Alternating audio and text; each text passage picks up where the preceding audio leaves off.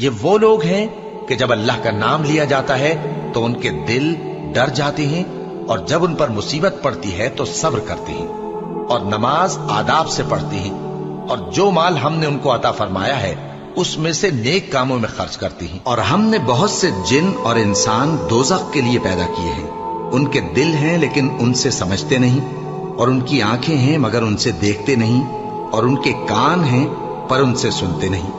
یہ لوگ بالکل چوپایوں کی طرح ہیں کہ تم پر رحم کیا جائے، اور اپنے پروردگار کو دل ہی دل میں عاجزی اور خوف سے اور پست آواز سے صبح و شام یاد کرتے رہو، اور دیکھنا غافل نہ ہونا۔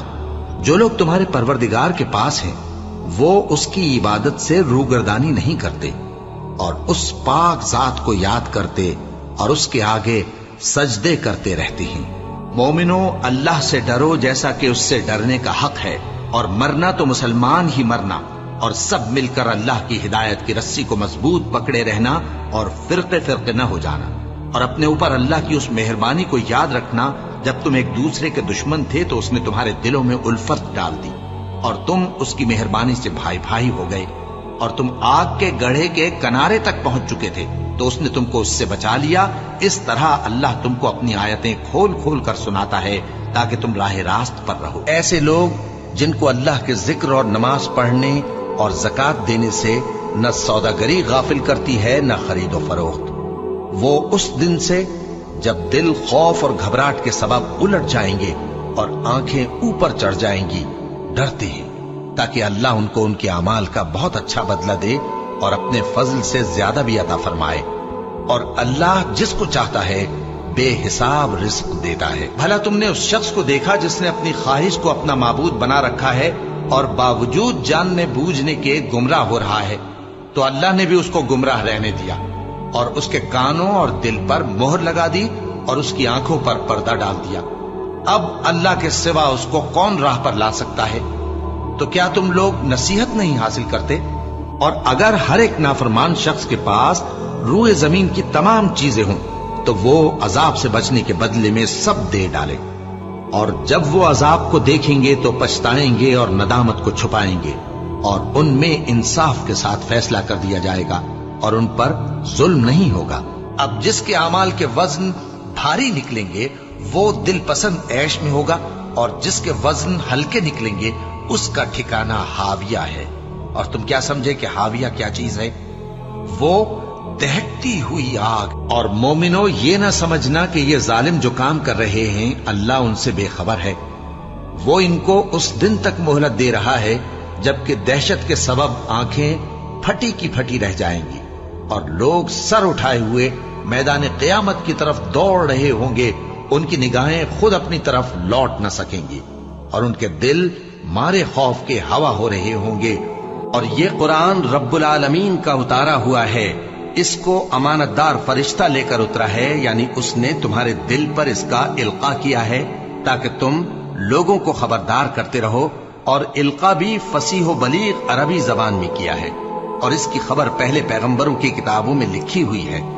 اور جب ابراہیم نے اللہ سے عرض کیا کہ اے پروردگار مجھے دکھا کہ تو مردوں کو کیوں کر زندہ کرے گا، اللہ نے فرمایا کیا تم نے اس بات کا یقین نہیں کیا؟ انہوں نے کہا کیوں نہیں، لیکن میں دیکھنا اس لیے چاہتا ہوں کہ میرا دل اطمینان کامل حاصل کر لے۔ فرمایا کہ 4 پرندے لے لو، پھر ان کو اپنے سے ہلا لو اور ان کے ٹکڑے ٹکڑے کر دو، پھر ان کا ایک ایک ٹکڑا ہر ایک پہاڑ پر رکھ دو، پھر ان کو بلاؤ تو وہ تمہارے پاس دوڑتے چلے آئیں گے، اور جان رکھو کہ اللہ غالب ہے، صاحب حکمت ہے۔ اور اس دن سے ڈرو جبکہ تم اللہ کے حضور میں لوٹ کر جاؤ گے، اور ہر شخص اپنے اعمال کا پورا پورا بدلہ پائے گا، اور کسی کو کچھ نقصان نہ ہوگا۔ جو کچھ آسمانوں میں اور جو کچھ زمین میں ہے سب اللہ ہی کا ہے۔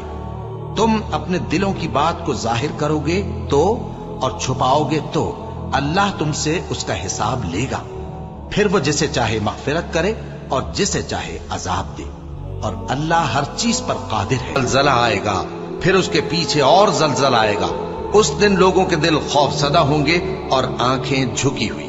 غرض اس سے یہ ہے کہ جو وسوسہ شیطان ڈالتا ہے اس کو ان لوگوں کے لیے جن کے دلوں میں بیماری ہے اور جن کے دل سخت ہیں जरिया आजमाइश ठहराए। बेशक जालिम लोग मुखालफत में दूर जा पड़े। और ये भी गरज है कि जिन लोगों को इल्म अता हुआ है वो जान लें कि वो यानी वही तुम्हारे परवरदिगार की तरफ से हक है, तो वो उस पर ईमान लाएं और उनके दिल अल्लाह के आगे आजिजी करें।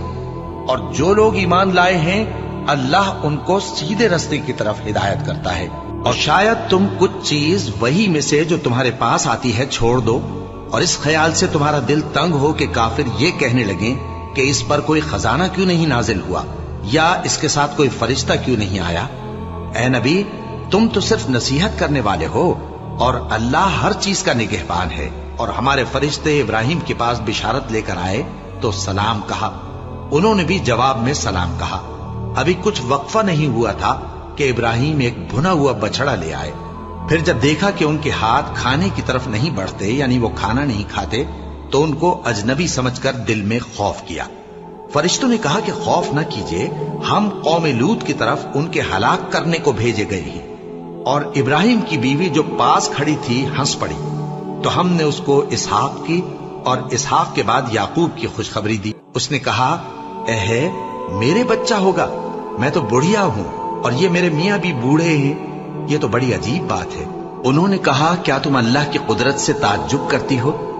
ए अहले बैत, तुम पर अल्लाह की रहमत और उसकी बरकतें हैं, वो लायक तारीफ है, बड़ा है। फिर जब इब्राहिम से खौफ जाता रहा और उनको खुशखबरी भी मिल गई, तो कौम लूत के बारे में लगे हमसे बहस करने। बेशक इब्राहिम बड़े तहम्मुल वाले, नर्म दिल और रुजू करने वाले थे। ए इब्राहिम, इस बात को जाने दो, तुम्हारे परवरदिगार का हुक्म आ पहुंचा है और इन लोगों पर अजाब आने वाला है जो कभी नहीं टलने का। और जब हमारे फरिश्ते लूत के पास आए तो वो उनके आने से गमनाक और तंगदिल हुए और कहने लगे कि आज का दिन बड़ी मुश्किल का दिन है। और लूत की कौम के लोग उनके पास बेतहाशा दौड़ते हुए आए, और ये लोग पहले ही से इंतहाई बेहुदा हरकतें किया करते थे। लूत ने कहा कि ऐ भाइयों, ये जो मेरी कौम की लड़कियां हैं